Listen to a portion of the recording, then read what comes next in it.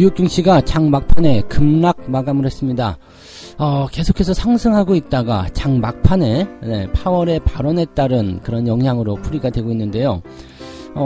일단 연준이 금리 인상을 0.25로 했습니다. 그런데 파월이 그 이후에 기자회견에 나서면서 주가가 상승으로 진행되던 게 갑자기 마이너스로 꺾이면서 마무리가 됐는데, 연내 금리 인하 없다 그런 얘기가 나왔다는 얘기죠.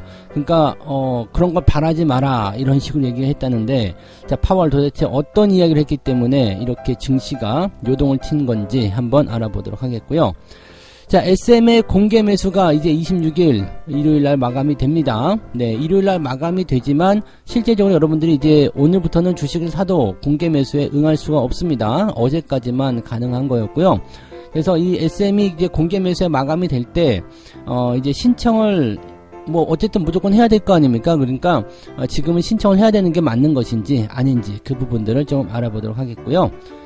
리포트 후에 3개월 만에 상폐가 될 위기에 처한 기업이 있다고 합니다. 아직 상장 폐지가 된 건 아닙니다만 위기에 처해 있다고 합니다. 감사보고서가 의견 거절로 나오면서 지금 불과 3개월 전까지만 해도 증권사에서 리포트가 짜잔하고 엄청나게 좋게 나왔었는데, 이게 도대체 어떻게 된 일이냐, 리포트가 이렇게 좋게 나오고 나서 3개월 만에 상장 폐지되는 게 말이 되느냐, 이 뉴질의 파마에 대한 이야기 잠깐 해드리도록 하겠습니다.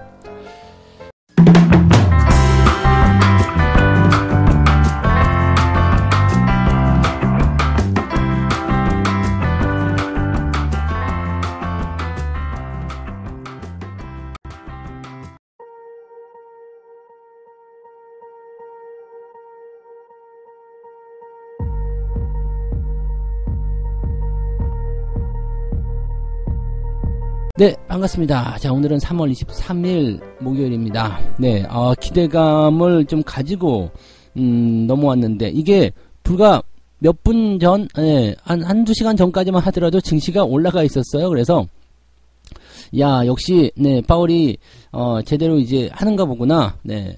그래서 이제 증시가 좀 잘 가겠구나. 이런 식의 이야기를 어느 정도 하고 있었던 상황이었던 것 같은데, 장 막판에 갑자기 상승이었던 게 하락으로 확 전환이 되어버립니다.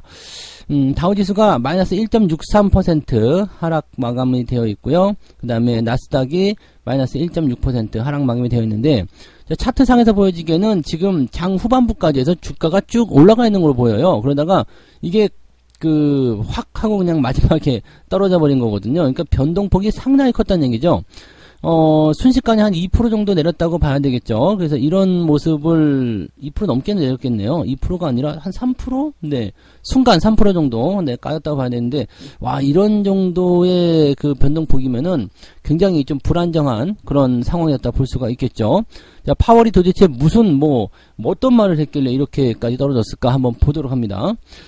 자, 일단 3월에 FOMC에서는 어떤 게 나왔느냐, 예상대로 0.25%포인트의 금리 인상이 발표됐습니다. 예상했던 부분이죠. 금리 동결도 예상을 하긴 했었습니다만 0.25가 더 강력했었죠. 그리고 중요한 거는 0.25를 일단 인상을 시켜놓고 나서 그 다음에 이제 금리 동결의 수순으로 가고 금리 인하가 될 것이다, 이런 식의 이야기를 계속해서 해왔었던 건데, 이게 이제 제대로 안 먹힌 것 같은 느낌이죠. 일단 0.25% 금리 인상 나오니까 다우지수, 나스닥 이런 것들이 다 1% 가까이 상승을 하고 있었단 말이에요. 그런데 기자회견을 잘 하고 있었어요. 네, 파월이 기자회견. 자, 이번에 0.25%포인트 금리 인상하고요. 어쩌고저쩌고 왈라왈라 블라블라 이렇게 이야기를 하고 있었는데, 하다가 도중에 이런 얘기하고 있었습니다. 시장이 만약에 금리 인하를 예상하고 있었다면 완전히 잘못된 겁니다. 네. 뭐라고? 뭐라고 이렇게 된 거죠? 그러니까 연내에 올해 안에 금리 인하라는 것은 연준의 기본 시나리오랑 관련이 전혀 없습니다. 네, 이렇게 얘기가 되어버립니다. 그래서 금리 인하를 생각하지 마라. 올해 안에 금리 인하할 생각이 없다라고 못을 딱 박아버린 거죠. 근데 그나마 조금 남아있는 것은 뭐냐면 이제 추가적인 금리 인상은 이제 한 번 정도밖에 없다. 네, 이렇게 얘기가 되어 있기 때문에 실질적으로 이제 5월 달에 금리를 0.25% 올릴 수도 있고, 아니면은 금리를 동결해 버릴 수도 있다. 이렇게 얘기가 되어 있습니다. 실제로 이번 달에 금리 동결도 파월이 뭐 검토를 했었다라는 얘기가 나오는 정도이기 때문에 금리 인하라는 부분만 좀 떨어져 나갔을 뿐이지 금리 인상에 대한 부분은 끝났다라는 것을 좀 생각할 수 있겠죠. 그래서 지금으로서는 일단 금리 인상에 대한 이런 사이클은 끝났다 라고 판단하시면 될 것 같아요. 자, 그러면 이걸 한번 생각해 봅시다. 상황이 크게 달라지진 않았습니다. 네, 이제 파월이 금리 인하가 연내에 없다라고 얘기하면서 실망감을 가지고서 주가가 떨어진 모습이긴 한데 상황이 오히려 나빠진 것 같지는 않아요. 그죠? 왜냐하면 지금 원래는 6월까지 네, 금리를 인상을 시키고 나서 그 다음부터 동결 들어갈 거라고 예상했잖아요. 그러니까 6월까지 금리 인상, 그 다음에 동결 들어가면 6개월 정도. 그렇기 때문에 올해 안에는 금리 인하가 없고 내년에 네, 뭐 초반 내년 1분기 안에 이제 금리 인하가 들어가지 않겠느냐 이런 식으로 전망을 했었던 거죠. 자, 그런데 지금은 이게 겨우 1개월 정도 짧아진 거죠. 즉 5월 달에 한 번 더 금리 인상할 수도 있다라는 얘기로 갈 수밖에 없는 상태가 된 거고 그때부터 만약에 5월 달부터 금리 동결을 한다고 하더라도 한 2달 앞당겨지는 거기 때문에 빨라야 내년 1월 그 다음에 6월 달부터 만약에 금리 동결한다 그러면은 네 빨라야 네 내년 한 2, 3월 뭐 이렇게 봐야 되겠죠. 그러니까 그렇게 보면은 올해 안에는 없는 거거든요. 그러니까 금리 동결을 시사했다는 것은 그만큼 또 이 금리 인하에 대한 시점이 빨라지긴 하겠지만 그게 올해는 아니다 라는 식으로 가는 거죠. 올해라는 것에 굉장히 주목을 많이들 하고 있는데 올해 안에 금리 인상이 되나 인하가 되나 아니면 내년 1월에 금리 인하가 되나 큰 차이가 없습니다. 12월에 금리 인하가 되는 것하고 내년 1월에 금리 인하가 되는 것하고 뭔 상관이 있지? 큰 상관이 없다는 얘기죠. 그러니까 이 부분에 대해서는 뭐 민감하게 반응할 필요는 없는데 이게 뭐 올해 금리 인하가 없다 이것에 대해서 실망을 하고 어쩌고저쩌고 이럴 필요는 없습니다. 어쨌든 중요한 거는 뭐냐면 연준이 금리 인상의 사이클을 끝냈다라는 거고 많이 남아봤자 다음 달 5월 달에 0.25 정도 한 번 더 올릴 수 있는 거 그 정도밖에 없다라고 생각을 해주시면 적당하다고 보시면 되겠습니다. 뉴욕 증시 전문가들은 뭐라고 했을까요? 다음 회의에서도 추가 금리 인상에 나설 것으로 예상하고 있다. 네. 오늘 결정은 연준이 금리를 5.125%까지 인상한 후에 장기간 중단할 것이다 라는 우리의 전망에 부합한다 라고 이제 시장 전문가가 얘기했다고 하는 거고요. 5월에 유사한 상황에 직면해서 추가적인 인상을 단행할 수밖에 없다. 왜냐하면 은행 부분에 위험도가 더 커지게 된다면 뭐 연준이 다른 생각을 할 수 있겠지만 그게 아니라면 추가 금리 인상을 할 수밖에 없을 것이다 라고 얘기를 했다고 하는데 옐런 의장이 지금 말을 또 바꿨어요. 이 사람도 나이가 먹어서 좀 그런가 말을 좀 바꿨어요. 이게 전부 다 이제 뭐 보증해준다라고 했었던 부분들을 전에까지는 아닌 것 같다라고 또 얘기를 하는데, 뭐, 가서 이제 쿠사리를 먹었는지 어쩐지 모르겠는데, 네, 말을 살짝 바꿔가지고, 약간 이것도, 네, 논란이 좀 되고는 있는데, 뭐, 아직까지는 뭐, 은행주들이 좀 떨어지긴 했습니다만, 불안감을 더 조성하거나 그런 모습은 아직은 없는 것 같습니다. 그래서 그 부분은 좀 지켜봐야 될 것 같긴 하고요. 아무튼, 네, 은행에 대한 위험이 이 상태로 끝난다라고 한다라면, 네, 연준 입장에서는, 네, 금리 인상을 한 번 더 올릴 수가 있다. 0.25 더 올릴 수 있다. 이렇게 갈 수도 있습니다. 어쨌든 뭐, 베이비 스텝이라서, 뭐, 시장에는 큰 문제는 없겠습니다만. 자, 그래서 5월 달에 한 번 더 올리게 되면, 올해 금리 인상은 끝난다. 뭐, 라는 식으로 얘기가 되어 있는 거고요. 자, 그 다음에, 연준 위원들이 그동안 계속해서 뭐 금리를 더 올려야 한다 어쩐다라고 얘기를 하고 있는 상황이긴 합니다만 그 부분들은 네, 또 고민을 해봐야 되겠죠. 네, 그게 뭐 크게 나타날 수 있는 상황은 아니기 때문에 걔네들은 뭐 계속 이런 얘기 하겠죠. 뭐 인플레이션과의 어떤 전쟁은 아직 끝나지 않았다 등등등 여러 얘기 하겠습니다만 네, 뭐 상황이 이렇게 가고 있으면 뭐 따라갈 수밖에 없을 거예요. 그래서 지금은 네, 미국의 금리가 뭐 최종 6%까지도 얘기가 나왔었던 부분에 비하면 상당히 많이 완화된 거죠. 5.1%, 5.2% 정도 그 정도 수준의 최종 금리다라고 한다면 감당할 수 있어. 왜냐하면 지금도 그 정도 수준이니까. 그리고 이 구간이 동결이 돼서 유지가 되고 나서 그 이후에는 금리 인하로 갈 테니까 그렇다면 감당할 수 있어 라고 보시면 될 것 같아요. 자, 다음번 회의에서는 금리가 0.25% 인상될 가능성이 44%, 금리 동결 가능성은 55%, 0.5%의 금리 인상 가능성은 없습니다. 그래서 0.25냐 동결이냐, 즉 5월 달에 나타나는 것들은 이제 인플레이션, CPI 지표와 그 다음에 실업률 등등을 가지고서 고려하실 수가 있는데 인플레이션 지표가 더 떨어져서 이제 5%대 나오거나 뭐 운이 더 좋아서 4% 4%까지 갈 수 있다라면 네, 금리 인상 가능성은 없어진다고 보시면 되겠습니다. 그래서 상황이 5월 달에 되느냐 아니면 6월 달에 되느냐 남아 있는 것은 계속 그런 부분들을 가지고서 호재성 흐름으로 갖고 갈 가능성이 높다라고 보시면 되겠죠. 당장 오늘은 충격이 있겠습니다만 그런 부분들이 연속적으로 이어질 가능성은 많지 않을 것 같다라고 보시는 게 맞을 것 같아요. 국내 증시도 약간은 흔들릴 수 있을 것 같기는 한데 뭐 예상치에 부합하기 때문에 그렇게까지 큰 부담을 가질 건 없을 것 같다 생각됩니다. 참고하시면 되겠고요. 자, 미국 증시도 빠르게 반등할 수 있는 가능성이 열리지 않을까 보여집니다. 다만 기술주들이 조금 네 변동성을 좀 보였기 때문에 아마도 국내 증시도 약간은 좀 얻어맞고 시작하는 것이 아닌가, 또는 시장이 좀 과하게 반응한다면 좀 낙폭이 좀 커질 수도 있지 않을까라는 생각까지는 해봐야 될 것 같습니다. 길게 갈 만한 재료는 아니기 때문에 특별하게 걱정하실 필요는 없을 것 같아요. 두 번째 이야기로 넘어가겠습니다. 곧 마감하는 SM의 공개 매수, 네, 곧 마감. 실제로 마감이 됐어요. 네, 뭐 22일까지는 어제까지죠. 어제까지는 SM을 공개 매수를 해놨어야지만이 공개 매수에 응할 수가 있는 거고요.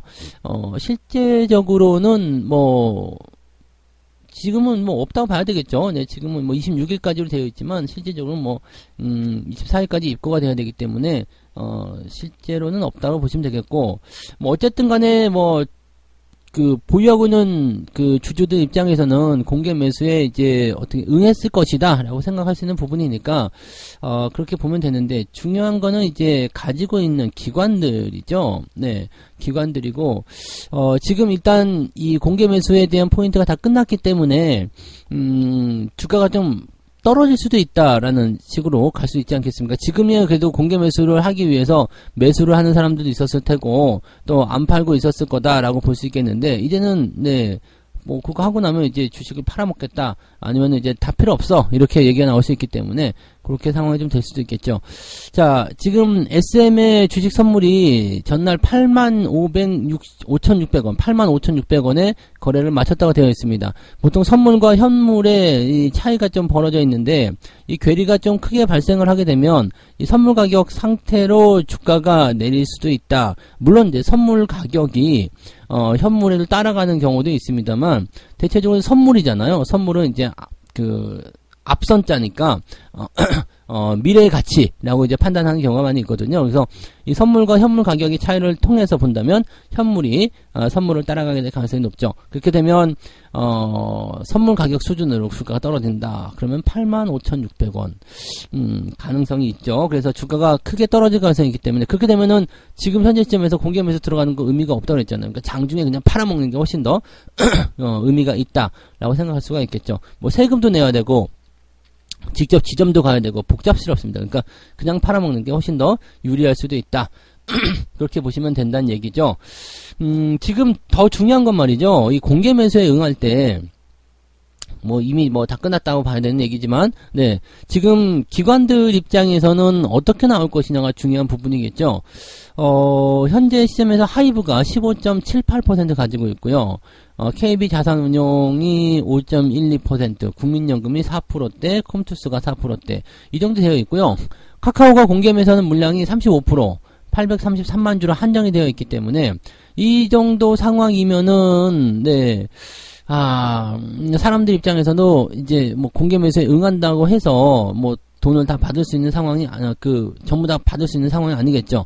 그러니까 청약의 경쟁률에 따라서 이게 균등 배분 안분 비례죠. 안분 비례. 그러니까 사람에 따라서 청약률에 따라서 만약에 이제 2대1이다 그러면은 네, 여기 써 있는 것처럼 네, 10주를 집어넣었을 때 5주만 공개 매수 가격에 처분될 수 있다, 이런 식이죠. 그러니까 경쟁률이 더 심해질 것 같아 보여요. 네, 지금 같은 경우에는 주가가 떨어져 있는 상태이기 때문에 11만원, 그 다음에 15만원의 공개 매수가 된다 그러면 4만원의 차익이 생기잖아요. 그러니까 공개 매수를 하고자 하는 사람들도 많겠죠. 그러면 경쟁률이 더 커질 수도 있고, 지금 저렇게 대량 지분을 갖고 있는 사람들이 들어오게 된다 그러면은 내가 먹을 게 별로 없어요.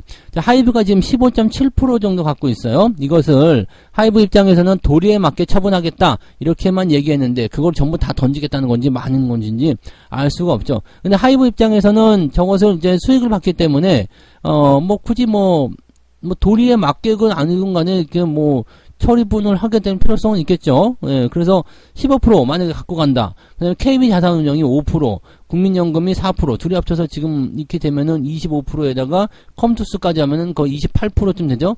28%면은 지금 35% 물량을 산다고 그랬는데 기관 쪽 이렇게 되면은 물론 이제 기관도 걔네들 거 전부 다 살 수는 없겠습니다만 이 경쟁률 자체가 어마어마한 이야기죠. 그러니까 이렇게 돼버리게 되면은 답이 없어요. 네, 그러니까 그냥 파시는 게 네, 어떻게 보면 유리할 수도 있겠습니다. 그래서 공개 매수에 대한 부분들을 가지고서 이제 추가적으로 뭐 한다 나왔었지만 실질적으로 이 부분들은 좀 힘들 것 같아 보입니다. 자, 비투를 하신 분들이 가장 큰 문제겠죠. 15만 원대 이상에서 매수를 해가지고 지금까지 혹시라도 버티고 있는 분들은 오늘부터 약간 부담이 좀 더 커질 수 있다고 생각하셔야 됩니다. 그래서 항상 고점에서 변동성이 있을 때, 네, 뭔가가 이제 막 그냥 뭔가 엄청난 장밋빛 꿈이 막 펼쳐지기 시작하면서 갑자기 막 그런 생각이 들 때는 항상 한 번 더 조심하라. 그 얘기를 했습니다. 그래서 매수 기회를 놓치는 것은 괜찮아요. 네. 그 주가가 뛰어봤자 갑자기 100배, 200배 올라가는 거 아니잖아요. 그러니까 그렇게 놓치는 것은 괜찮은데 내가 만약에 거기에 잘못 발을 담그게 되면 그것이 정말로 큰 실수가 될 수가 있거든요. 그래서 항상 그런 부분들에 욕심을 내지 말고 네, 항상 편안하게 안전하게 투자하실 것을 권장해 드립니다. 자, 아무튼 네, SM은 이제 당분간은 주가 변동이 좀 있을 것 같으니까 건드리지 않는 것으로 보시는 게 유리할 것 같고, 가지고 계신 분들은 네, 지금 공개 매수에 응하지 않았다 그러면 주가 하락에 대한 가능성이 높기 때문에 한번 조심을 좀 하셔야 될 것 같아요. 그리고 지금 지지 라인대로 본다면 선물 가격대가 85,000원 정도 되어 있기 때문에 그 정도 라인대까지 변동성이 나올 수도 있고, 그 이후에 매수하는 건 어때요? 라고 생각하시는 분들, 네, 그거는 이제 그때 가봐야지 할 것 같아요. 근데 그 이후에 이제 공개 매수 때문에 가격이 올랐는데 그 이후에 이제 매수를 한다. 카카오가 인수한 이후에 SM의 시너지를 얼마큼 나올는지는 네, 그때 가봐야지 알겠죠. 그래서 지금은 이제 매수 포인트보다도 언제 팔아먹을까에 대한 그런 접근 방법만 생각하시는 게 매우 유리할 것 같습니다. 자, 오케이. 그리고 세 번째 이야기 보도록 합니다. 뉴질의 파마 이야기예요. 좋은 바이오 기업이라더니 증권사 보고서가 나왔었어요. 근데 3개월 만에 상장 폐지가 될 수도 있다라는 위기가 나옵니다. 이게 굉장히 위험한 그런 부분이겠죠. 자, 2021년부터 22년도까지 계속적으로 뉴질 파마에 대해서 6개 증권사 리서치 센터에서 총 8개의 보고서가 발간이 되었다. 2021년 7월 달에 이제 상상인 증권이라는 곳에서 좋다라고 해가지고, 네, 임상시험 임박 해가지고, 물론 이제 투자 의견은 다들 나오지 않았어요. 주목해라 이런 얘기가 있었고요. 그 다음에 쭉쭉쭉쭉 가서 2022년 12월 22일 날 다시 한번 상상인 증권에서 뭐라고 나왔냐면 신약 후보 물질 장단기 포트폴리오가 좋다라고 얘기가 나왔습니다. 이 상상인 증권에서 보면은 2021년 7월, 그 다음에 2022년 9월, 그리고 2022년 12월 이렇게 계속 같은 리포트가 나왔었어요. 물론 투자 의견은 없습니다만 투자 의견이 없다고 해서 내용이 다른 건 아니죠.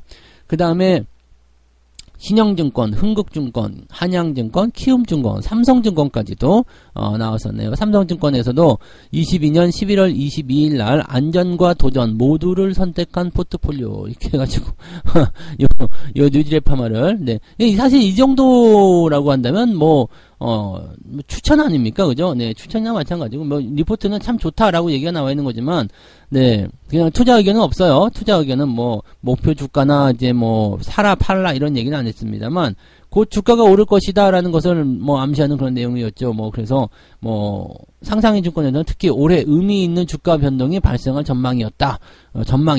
주목할 필요가 있다. 이렇게 얘기하고 있는 거고, 잠재력이 있는 그런 어떤, 상황이다. 이런 식으로 얘기해서, 현재 시점에서 본다면, 지금 현재 가격이 굉장히 저평가되어 있다. 사야 한다. 이렇게 얘기가 나왔었던 부분이죠. 리포트만 보면 상당히 좋은 거죠. 네. 근데 문제는 말이에요. 지금 현재 시점이란 말이에요. 현재 시점. 지금 매년 300억 원 가까이 영업 손실을 내왔고, 근데 이거는 바이오 기업들이 대부분 그런 고질병이 있어요. 기술 특례라서 적자가 나오더라도 상장 폐지가 되거나 그런 부분은 없잖아요. 그래서 이렇게 300억 원 가까이 영업 손실을 냈다라고 하더라도 이제 신약이라든지 그런 것들을 하는 도중에 일어나는 부분들이기 때문에 그거는 어쩔 수 없다. 거의 대부분 바이오 기업들 다 그럴 거라 생각합니다. 네. 신약 개발하거나 그런 돈이 많이 드니까 그럴 수 있다라고 볼 수 있는 거고요. 근데 미상환 전환사채가 350만 주 가량이 존재하고 있다. 그래서 지금 일단은 이 전환사채 같은 경우는 나중에 주가로 바꿔먹을 수 있기 때문에 부담이 좀 있죠. 근데 지금 당장 상환 기간에 도달하지 않다면 이것도 큰 문제는 되지 않습니다만, 자, 아무튼 이런 부분들에 대해서는 증권사 리포트에는 들어있지 않았다는 얘기죠. 그래서 이런 리포트에 이런 주가 부담에 대한 내용들도 어느 정도 명시가 되어 있어야 되는 거 아니겠느냐라는 식으로 얘기가 되는 거고, 개인 투자자가 리포트만 보고 매수를 하게 된다면 이것만큼 좋은 회사가 어디 있냐라는 식으로 갈 수가 있는 부분이겠죠. 근데 리포트가 나오고 나서부터 얼마 안, 3개월도 안 돼가지고 주가가 90% 정도 폭락을 했어요. 그리고 거래 정지까지 가고, 그 다음에, 지금 소액주주가 약 81.94%, 82% 보유하고 있다라고 되어 있으니까, 어마어마한 내용 아니겠습니까? 자, 이런 상태가 되어 있는 부분이라면, 실질적으로는, 회사에 대한 경고 메시지나 이런 것들이 좀 있었어야 되는데, 이런 게 없었다는 얘기죠.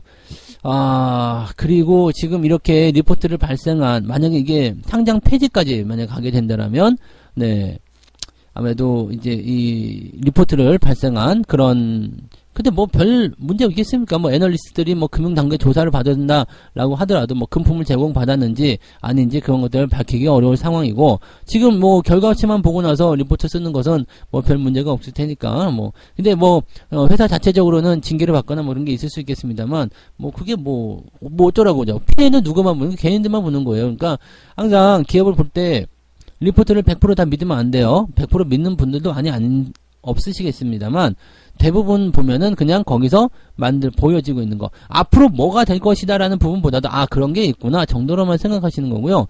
보통 이렇게 바이오 기업들 같은 경우는 임상시험이라는 신약 개발 이런 것들은 멀리 있는 이야기라는 것만 기억하셔야 됩니다. 지금 당장 눈앞에 될 것 같처럼 이렇게 되지만 실제로 신약 개발이나 이런 것들은 시간이 오래 걸린다는 걸 꼭 참고하셔야 됩니다. 그래서 그런 부분들을 꼭 명심하시기 바라고요. 뉴질 파마가 지금 올해 2월부터 파산 신청, 관리 종목 지정 우려 등등등 해가지고 막 나와 있고요. 말이 많습니다. 말이 많고, 지금 시끄러운 종목이기 때문에 조심하셔야 될 것 같아요. 지난번에는 특정한 주가 하락이 있었잖아요. 제가 종목 진단 한번 해드렸죠. 주가가 크게 한번 떨어졌어요. 근데 그 시점에서는 회사 입장에서는 이제 대주주 사망에 대한 그런 부분이 좀 있었죠. 그래서 회사는 우리랑 관련이 없고 우리 사업 잘하고 있어, 걱정하지 마세요 라고 공시를 내줬어요.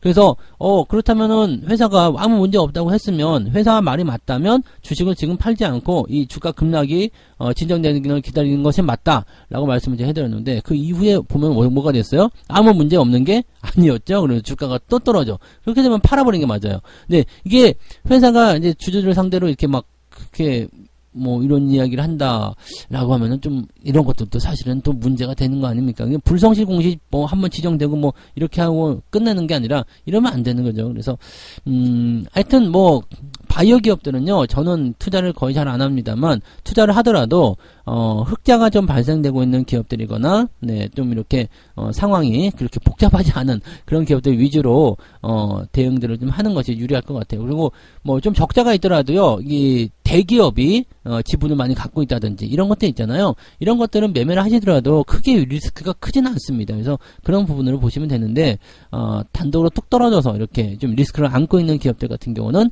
바이오 쪽은 조금 더 조심하시는 게 유리하다고 보시면 되겠죠.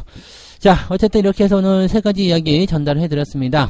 파월이 연내 금리 인하가 없다라고 얘기하면서 아주 얄미운 표정으로 얘기를 했습니다. 아니 기자회견에서 꼭 그렇게 해야지 속이 시원했냐? 그거 되게 웃기는 거 아닙니까? 이렇게까지 해야 될 필요가 있나? 연내 금리 인하 없다. 그거 말고 말을 이렇게 할 수 있잖아요. 내년 초반에 금리 인하 할 수 있다. 이렇게 얘기하면은, 그래 올해 안에 금리 인하 없지만 내년 초반에 할 수도 있다. 이렇게 하면 되잖아. 근데 그걸 꼭 연내 금리 인하 없어, 시장 너희들 그렇게 바라지 마, 이렇게까지 해야 되냐? 야, 이 좀 너무한 거 아니냐 싶기도 합니다. 그죠?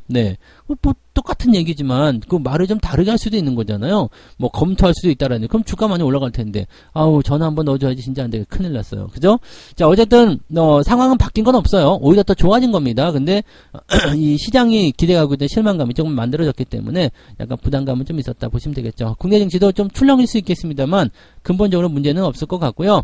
기술주들만 이제 약간 변동성을 좀 겪을 수 있다는 거, 뭐 테슬라나 이런 전기차 종목도 좀 떨어져서 그쪽에서의 포지션이 어떻게 변하는지 한번 보실 필요는 있겠죠. 자, SM의 공개 매수가 실질적으로 마감이 좀 됐고요. 여러분들은 네, 이제 주가가 좀 올라가기는 어려울 것 같아요. 올라가기 어려울 것 같고 매도 포인트를 어떻게 잡느냐가 제일 중요할 것 같다 생각하시면 되겠고요. 그 다음에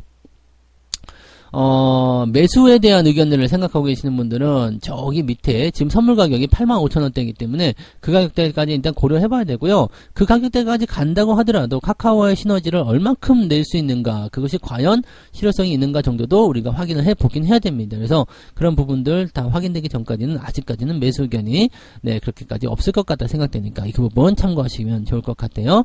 자, 증권사 리포트 이후에 3개월 만에 상패 위기에 놓여 있는 바로 이 기업 뉴질의 파마. 참 뭐 이거 뭐 이렇게 뭐 작정하고 나오면 어쩔 수가 없지. 뭐 개인들 입장에서는 당하는 거는 똥발밭을 생각하실 수밖에 없는 그런 내용일 것 같고요. 자, 이런 것들을 좀 피하기 위해서는 바이오 종목들에 대해서 너무 멀리 있는 그런 전략들을 뭐 그게 이제 임상 실험 성공 막 이렇게 나오면 갑자기 주가 급등하게 됩니다. 이 짜릿한 맛을 못 잊어가지고 투자하시는 분들 굉장히 많은데 이런 것들은 위험하죠. 그래서 바이오 종목에 투자하실 때는 어떻게 해야 된다고요? 조금 뭐라 그럴까, 안정적으로, 네, 적어도 이제 적자가 아닌 흑자가 발생하는 기업들, 이런 쪽으로 좀 보시거나, 아니면 대기업 자회사, 이런 쪽으로 좀 보시거나, 그렇게 가시는 것이 유리할 수 있다라고 봐주시면 되겠습니다. 네, 그런 쪽으로 참고하시기 바라고요. 자, 오랜만에 캠피셔, 네, 캠피셔의, 이야기 하나 읽어드리려고요. 나는 주식시장을 모욕의 달인이라고 부른다. 이 달인의 목표는 최대한 많은 사람에게 최대한 장기간 모욕을 줘서 최대한의 손실을 입히는 것이다.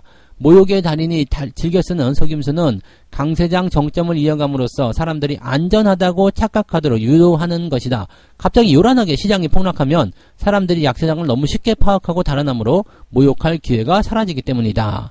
급등한 주식들에게 적용할 수 있습니다. 네, 지금 안 빠질 것처럼 잘 버텨주고 있다가 사람들에게 안전하다라는 인식을 심어준 다음에 혹은 더 추가적으로 상승할 수도 있어요. 그 다음에 주가를 크게 떨어뜨릴 수 있으니까 항상 급등한 종목들을 조심할 것 명심하시기 바랍니다. 지금 SM 같은 경우가 그런 형태의 모습이었다고 보시면 되겠죠. 네, 자, 오늘도 성공 투자하시고요. 저는 장중시황에서 다시 오도록 하겠습니다. 고맙습니다.